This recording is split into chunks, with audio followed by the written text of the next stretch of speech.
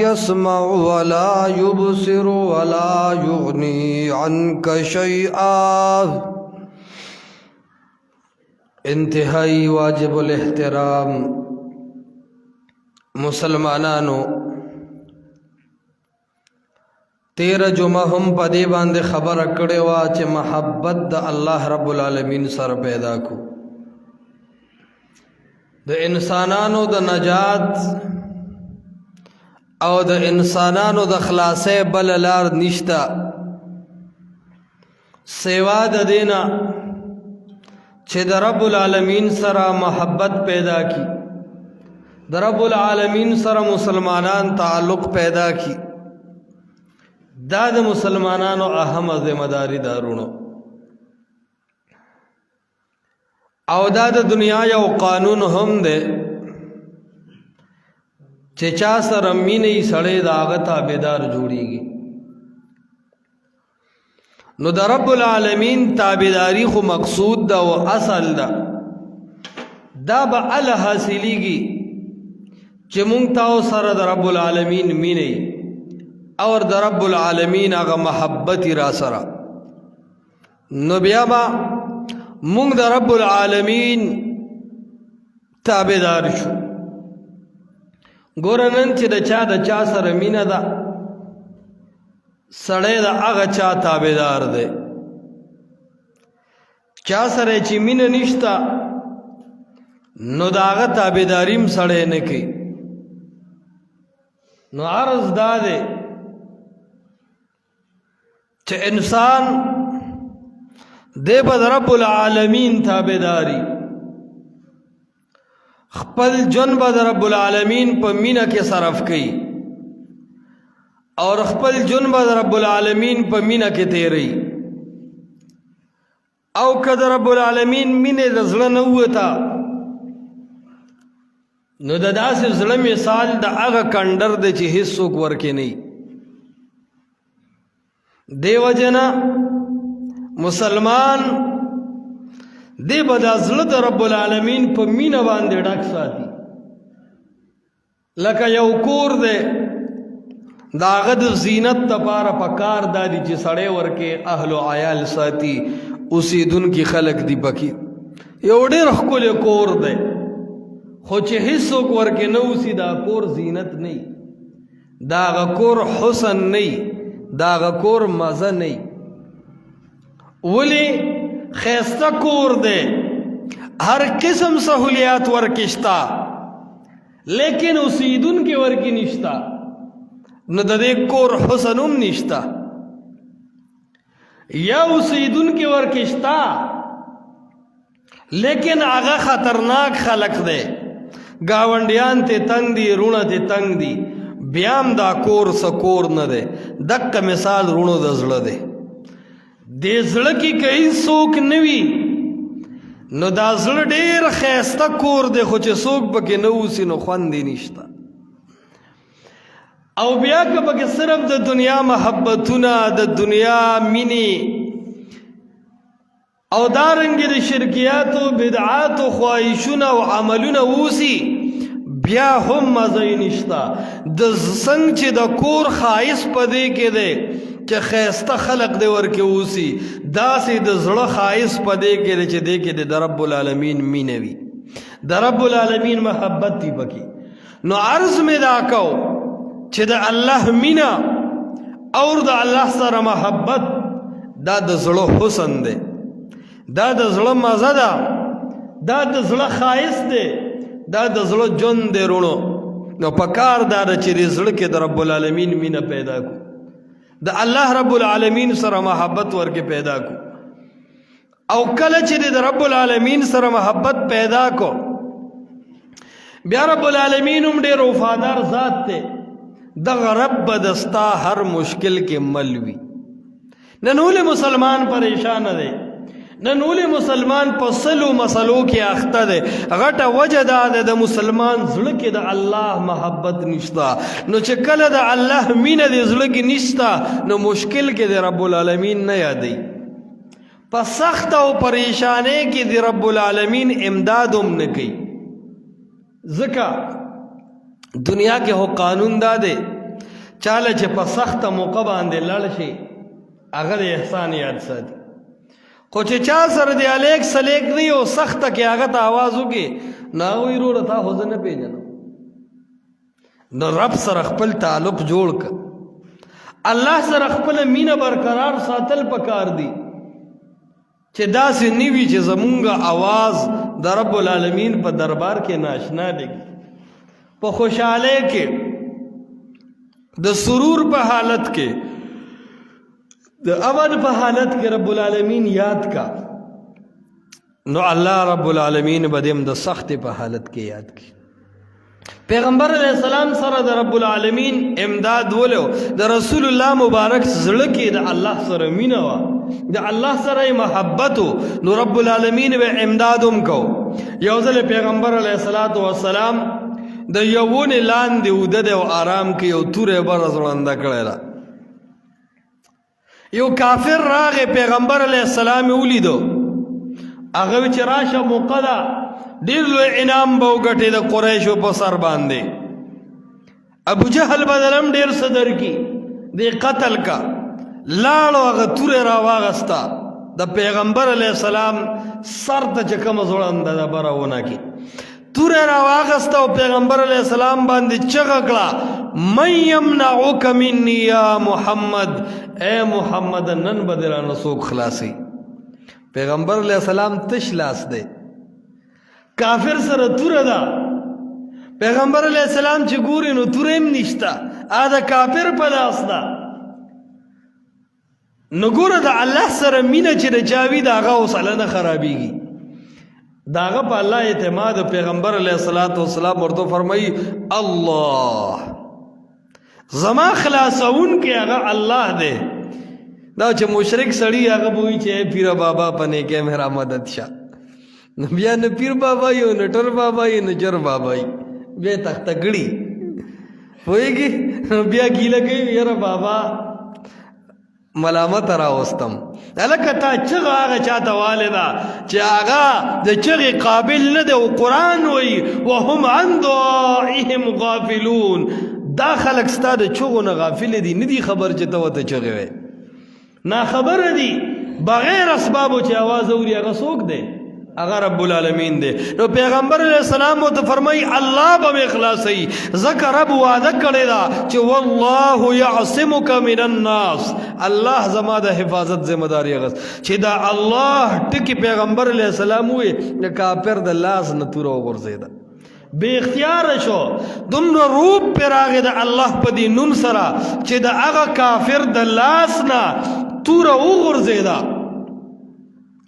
توره پیغمبر علیہ السلام راواغسته، چې راواغسته نو پیغمبر علیہ السلام ورته فرمایي الان من یمنعک منی، اوس به تا مانه څوک خلاصوي؟ زمون خلاصون کې خبره یو ذاتو پتا یې دومره روب راوسته چې یو دوه دنه خطا شو، اوس ته به چاته آواز کې؟ نو خو پوه چې ما ټول مرلات منات عزا او حبل او درگاهونو ته چغې والی دي. په دې هم پوه چې چرته دنیا آباده شوې ده د یو درگاه نه د چا امداد نه دی شوی، او الله ته خو چغه واله نه مشرکو. نو سړی بالکل هنګ شو. نو پیغمبر علیہ السلام ته وایي چې ته خو د اخلاقو یو ډېره لویه نمونه یې، ستا اخلاق خو ټولو عربو کې مشهور دي، ستا د دې اخلاقو تقاضا دا ده چې نن به ته ما معاف کې. پیغمبر علیہ السلام د دومره لوی اخلاقو مالکو چې هغه یې معاف کو. ګوره معافي دې ته وایي، دې ته معافي نه وایي چې یاره په چا دې وس نه رسي وي زما بخلی دی. معافي دې ته وایي چې د انتقام او د بدلې طاقت اغستی شي، او بیا هم لاس دې بری ورته وایي بس ما معاف کو. نو پیغمبر علیہ السلام ورته فرمایي ته ما معاف کړې ځه، هغه ورته وایي ځم نه، تا معاف کړم، اوس داسې کلمه راته وښایه چې رب مې هم معاف کړي او ستا غلام شم. په هغه ځای کلمه ووایي او مسلمان شو. نو عرض مې دا کو پیغمبر علیہ السلام سره د رب العالمین دا امداد ولو، د رسول الله مبارک الله سره مینه وا، الله سره محبت. کله چې ستا الله سره محبت وي بیا به رب العالمین ستا امداد کوي، ستا هر مشکل کې به ستا رب د ستا امداد کوي. ما عرض دا کو چې خپل زړه کې مینا دا د رب العالمین سره ساتل پکار دی. دنیا کې دا یو هستی دا الله، کدغه الله دې خپل کو تمام کائنات ستا دی، او کدغه رب دې بیلو که خزانی در سره نو یک تنهایی. عبدالرحمن بابا موی گنا وی چې کله تا سره د رب محبت د رب ملګرتیا یو ځای نه ده چې الله در سره مل نوي اے عبدالرحمانه که لښکرې در سره وي یک تنهایی. د الله محبت د الله امداد دین بغیر مسلمان زیرو دی، او د رب محبت چې در سره او د رب امداد چې در سره تک تش لاس نوم سوپر پاوري. وجه صدا وجه دادا چې رب العالمین یو اعلی یو اوچتو صفاتو والا ذات دی، څوک د رب مقابله نشي کولی. نن مسلمان ولې ذلیل دی، نن مسلمان ولې رسوا دی، نن هر ځای کې د مسلمان په سترګو کې ولې د ظلم اوښ کا پرته ده، نن ولې د ظلم سپیړه د مسلمان په مخ باندې ده، نن ولې د جبر او د ظلم طاقتونه د مسلمان په گریوان استعمالیږي، نن ولې په شام کې او فلسطین کې او په چشنیا او کشمیر کې د مسلمان د خويند لوپټو سره لوبي کیږي. ولې؟ وجه صدا وجه دا چې موږ سره د رب امداد نشتا. ولې د رب امداد نشتا؟ موږ د رب سره محبت نشتا، موږ د رب العالمین تابعدار شوي نه یو. اے رب العالمین یو لوی هستی دا، لوی ذات دی، موږ لا داغه توحید هم نه دی منلی. د هر سړی نه تپوسو کا. نو شاه ولی الله رحمت الله علیه فرمایي ما من بلدت الا وله الهه يعبد. وای داس یو کلی نشته مگر هغه کې به یو درگاه یو خلق به ورته تاویږي را تاویږي. ډیر مخ کې شاه ولی الله ویلی دی سره کانی کر خدا کنه دا ما من بلدت الا وله الهه يعبد. ار کلی کی یو درگاہ دا د خلکو حاجت روا آغا پیر سیب، د هر کل مشکل کشا آغا قبر، سنگ چه پخالات منات عزا و حبلو دق سنن دا مختلف درگاہو دا خلقو پا عبادت نیولی دی.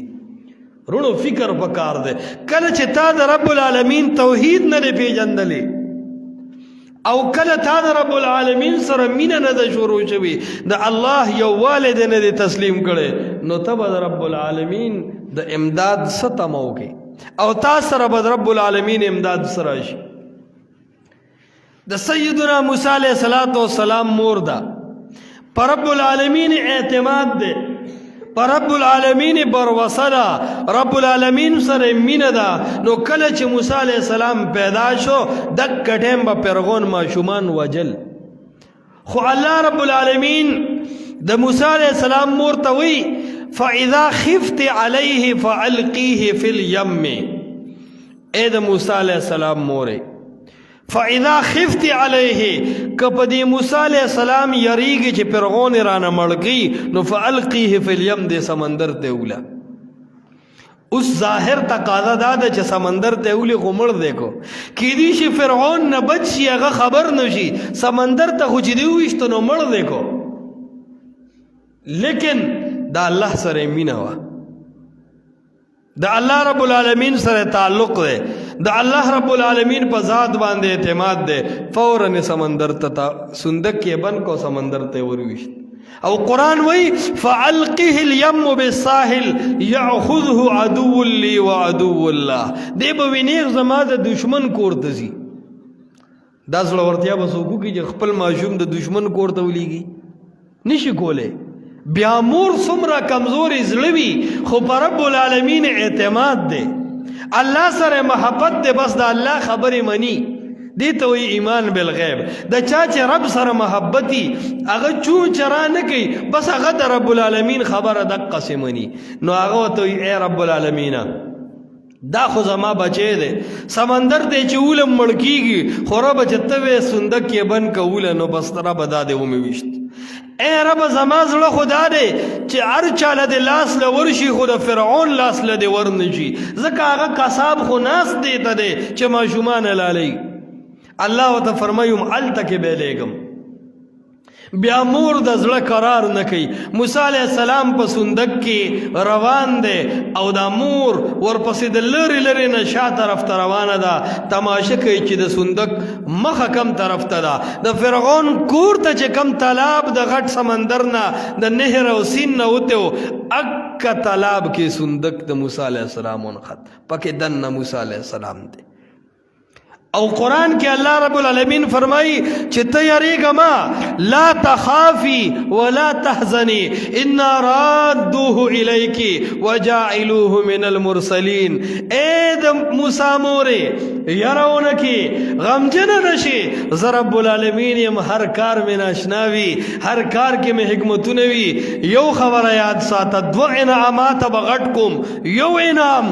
انا رادوه الیک دا موسی علیہ السلام متاله واپس روغ رمټ در کوم دا یو انعام شو د رب العالمین د طرفه دویم انعام وجاعلوه من المرسلین سوړو کې معمولی سړی بنوي د دې وخت د ټول امت امام او نبی به جوړوم تعالی به در کوم صدا نه منلو خبره وا د فرعون کور ته تلل الته بچ کېدل بیا واپس خپل مور لراتل دن نبی جوړېدل او د فرعون صبر کول دا د نه منلو خبره وا خود مور رونو مینه و رب العالمین سره کله چې الله سره مینه و پر رب العالمین اعتماد الله رب العالمین عکس وکړل چې څنګه لاړ صندوق روان شو نو اول الله فرمایي والقیت علیک محبتا مني چې اغي کله غ صندوق ور مخامخ شو الته کې اون خطو نو رب العالمین فرمای دی موسی علیہ السلام په دې سترګو کې ما یو تاثیر اچولو چې څنګه د فرعون خزي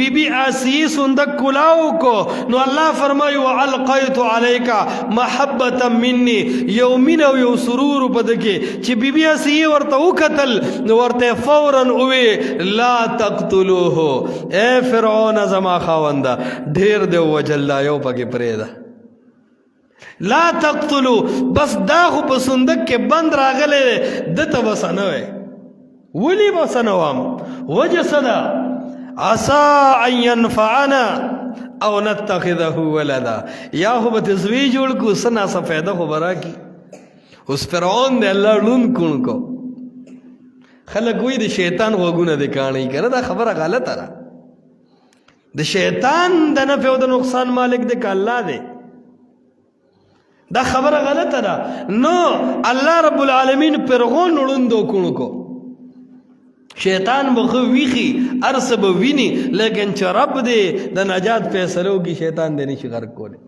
نو دک ټیم کې چې ورته وکتل نو دیوي عسى ان ينفعنا دې به مونږ له نفع راکي نو نفع خو د فرعون بیبي له ورکړه ایمان فرعون سبحان الله دا لویا فایده وا او نتخذه ولدا د فرعون خو خپل بچیم نه وکنه اولاد نه نو ډیر بیا اولاد ګرځو وای دا به زمونږ بچی شي بس موسی علیہ السلام په هغه کور کې لویدو خو طریقه دا وشوه الله رب العالمین خو وعده کړی و د موسی علیہ السلام مور سره چې تا ته به دا بچی را واپس کوم اوس ماشوم دی ډېر ښایسته دی بیبي آسیه ورته هم خوشحاله ده خلک هم ورته خوشحاله دی فرعون هم ورته خوشحاله دی لیکن ماشوم پې نه خوري چې کمې ښځې ته مخامخ کوي نو بس الله فرمایي وحرمنا علیه المراضع من قبل چې تر کمې مور نشته نو ماشوم د یو ښځې تیته نه ګوري نو هر قسم وسې پې وکړی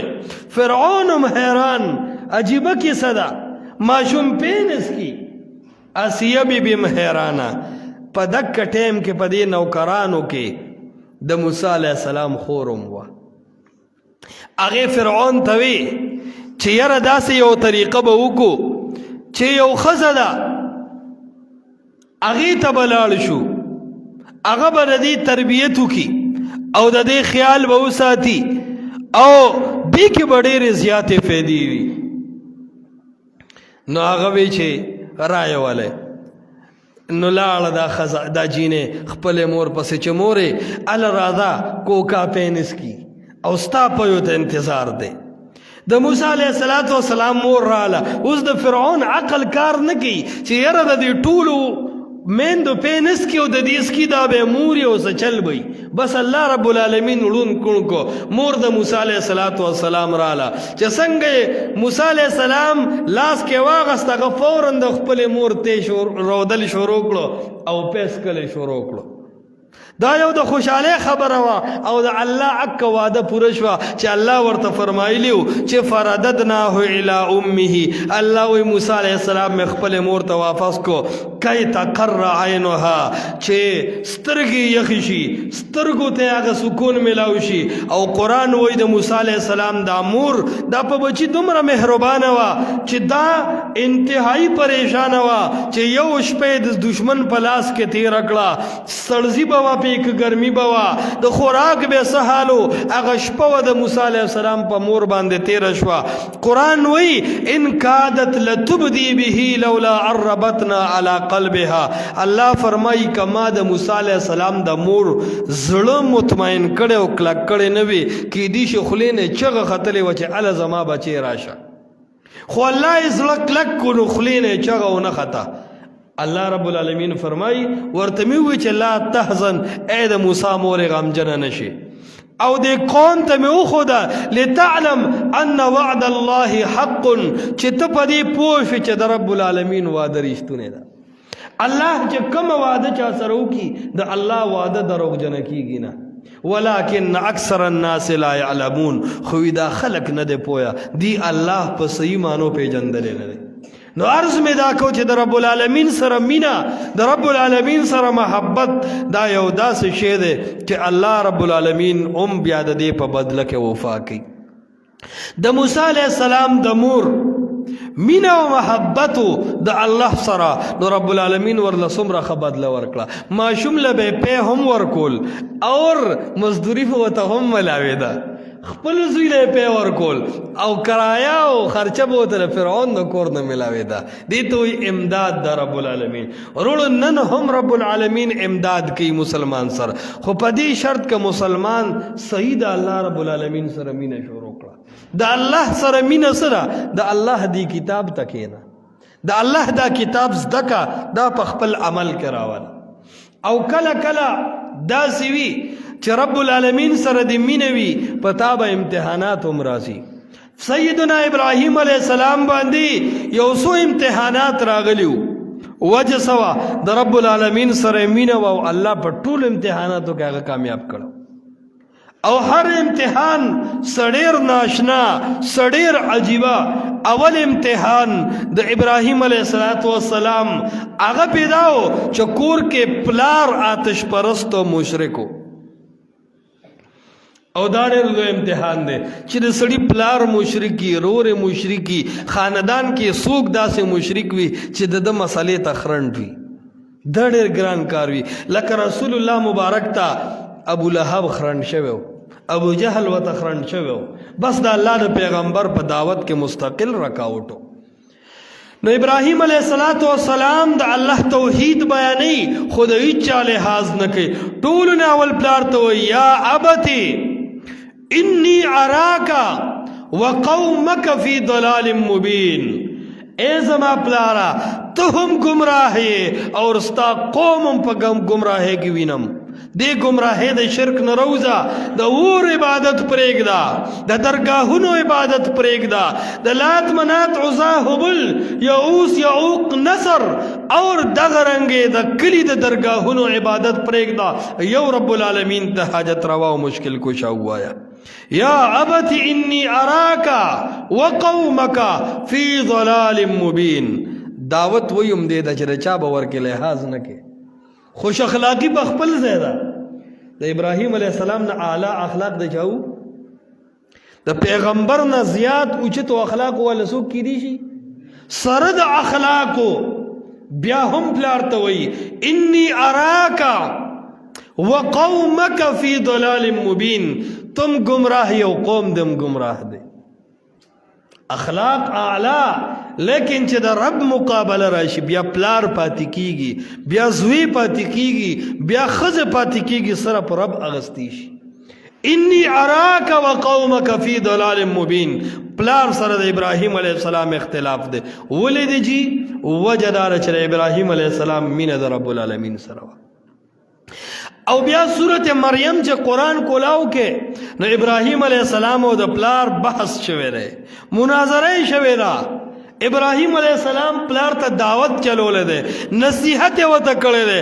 اول پلار ته و یا ابتی، اے زما پلارا، نوم ورته نه اخلي، ادب یې کوي، خو مسله بالکل نیغه کوي، مرض ورته ښیي.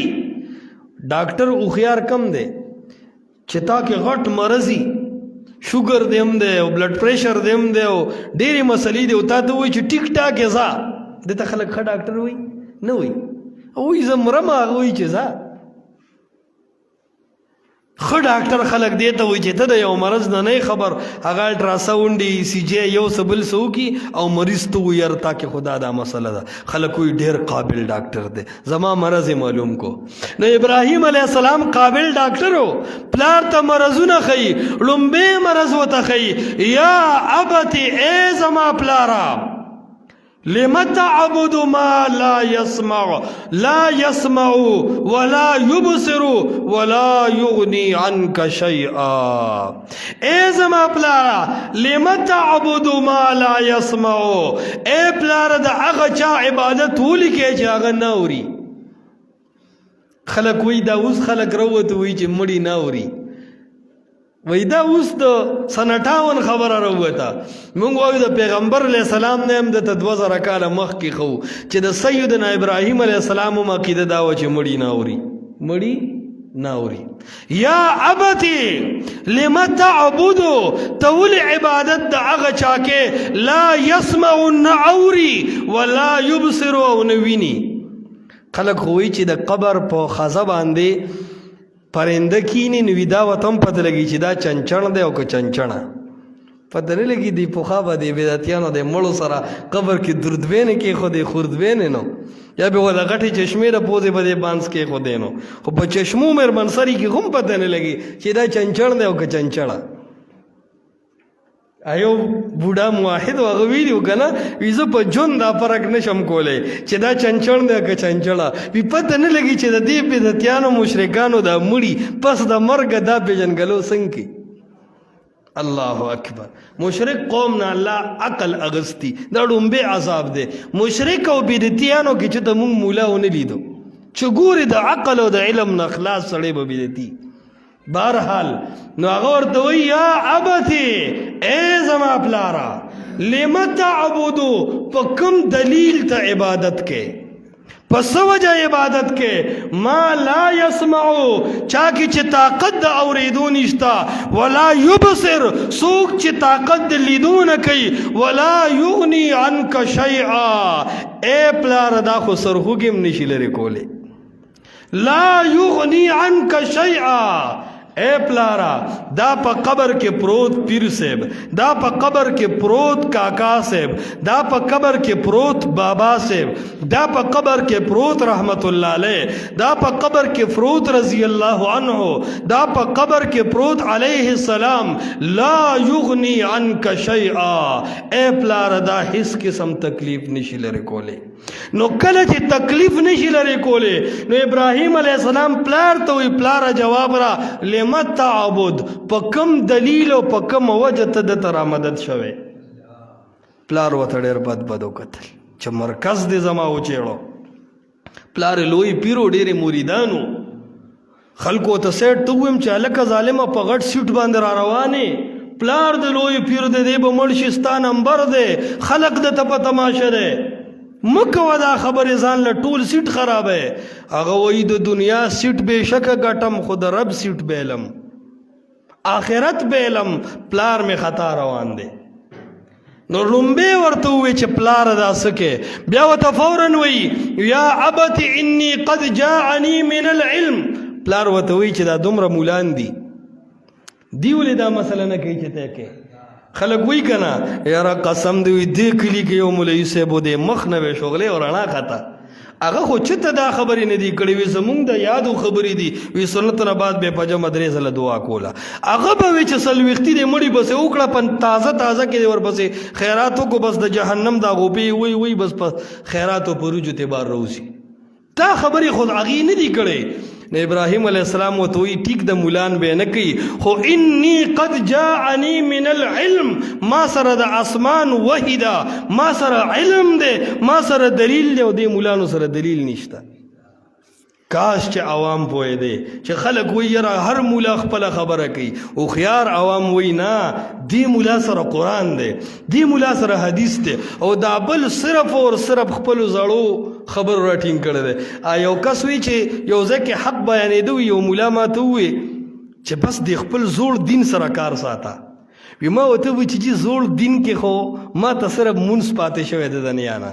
او هغه هم ټول غلط دی نو زوړ دین دي څه شي چې زوړ دین کې هم ته صرف مونځ پاتې شوی دی او هغه هم چې مولا ته مې واورو نو ټول غلط و نو زوړ دین ما ته مولا خولې څه دی چې ته بار بار دې ټکي پسې نغدې چې خپل زوړ دین راټینګ کا نو ورته فوراً وی قد جاءنی من العلم ما سره هغه علم دی ما لم یعتک اے پلاره هغه علم تا سره نشته اے پلاره ما سره رب دی ما سره وحی ده ما سره دلیل دی ما سره توحید دی تا سره صرف او صرف شرکیات دی او مریدان دی نو ورته وایي بچې کېږي بسو وایي فتبعنی اے پلاره ما پسې روان شه پلار زوی پسې ځي که زوی پلار پسې ځي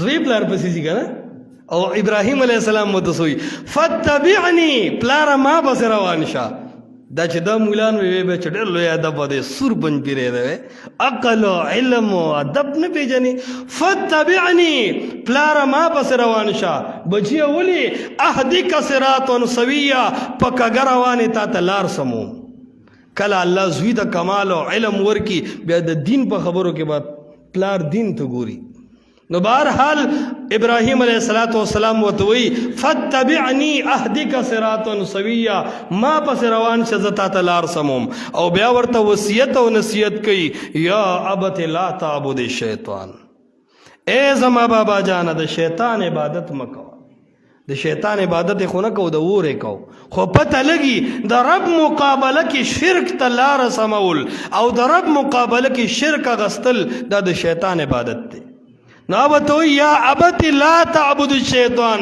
ان شیطان کان للرحمن عصیا اے پلارا د شیطان عبادت مکوا د شیطان او د الله خپل زړه دشمنی ده ته ولې منست راځي اخو د رب سره بایکاټ کړي دي د رب سره بغاوت کړي دي نو پتا خو د رب احسانات دي اے زما پلارا ته ولې رب سره شریک جوړه شیطان خود خطا کوي هغه ځان له ملګری ګوري ځان له ډله زیاتی نو ته ولې د شیطان منې بیا ورته فوراً وی یا ابت انی اخاف ان یمسک عذاب من الرحمن اے پلاره یریږم که دا توحید نه قبلې یریږم چې دنیا کې در باندې الله عذاب راولي فتکون للشیطان ولیا که په دې حال کې مرګ شي نو د شیطان په لسټ کې به راشي د هغه د دوستانو په رجسټر کې به دې نوم ولیکلی شي او بیا ورته وی چې دا خبره ختم کړه ورته وی بچې تا خپله خبره ختم کړه ګوره پلار مشرک دی خو دومره سناسه ادب ورکشتا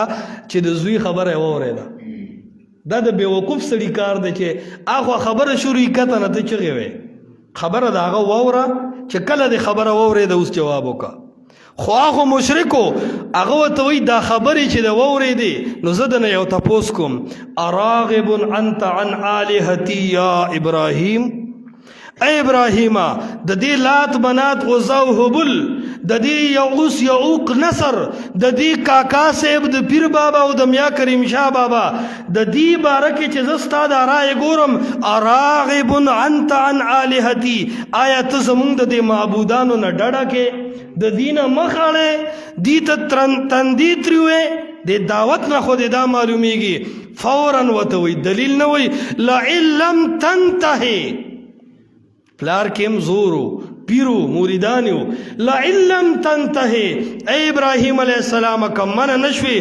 لارجمنک وی رجم بدکم پکانو بدیولم پکانو ساڑی کله ونی کله چې واده کړی شوی یو زنا یو وکړه رجم خو پیژنې کنه کله چې واده کړی شوي سړي زنا وکړه نو دې رجم کولی شي ابراهیم علیه السلام باندې د توحید د وجې د رجم اعلان پلار کړی دی توحید ډیره درنه مسله ده لارجمنک وهجرنی ملیه او کډې دی واله وزه دا لوی امتحانو په ابراهیم علیه السلام ولې ورکې کلک شو وروڼو وجه دا وه چې د رب العالمین سره مینه وه د الله سره محبت و د الله په دین باندې کلک ولاړو بس هغه مینې او هغه محبت د وجې نه سخت برداشت کړې لیکن رب العالمین یې پرې نه خود نو چې پرې نه خودو نو امام الانبیاء هغه ته ویلی شي د هغه په دعا سره الله د 1,40,000 سره کم و بیش انبیاءو امام محمد رسول الله چې را لېږلی دی نو دا یې د ابراهیم علیه السلام په دعا را لېږلی دی